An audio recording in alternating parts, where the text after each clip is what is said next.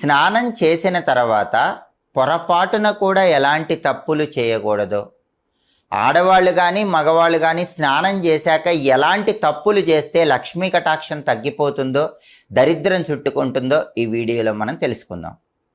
చాలామంది స్నానం చేసే సమయంలో సంప్రదాయంలో చెప్పిన నియమాలు పాటిస్తారు, కానీ స్నానం చేసిన తర్వాత పొరపాటున కొన్ని తప్పులు చేస్తూ ఉంటారు. ఆ తప్పుల వల్ల దరిద్రం చుట్టుకుంటుంది, లక్ష్మీ కటాక్షం తగ్గిపోతుంది.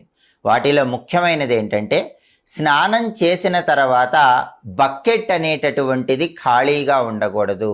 చాలామంది ఏం చేస్తారంటే స్నానం పూర్తి కాగానే బకెట్ ఖాళీగా ఉంచుతారు. అలా ఎప్పుడూ చేయకూడదు. మీరు స్నానం చేశాక బకెట్ నిండా నీళ్లు పట్టి ఆ బకెట్ని ఉంచాలి. స్నానాల గదిలో బకెట్ ఎప్పుడూ ఖాళీగా ఉండకూడదు. లేదా మీరు బకెట్ పట్టడం వీలు కాకపోతే ఆ బకెట్ బోర్లించి ఉంచండి.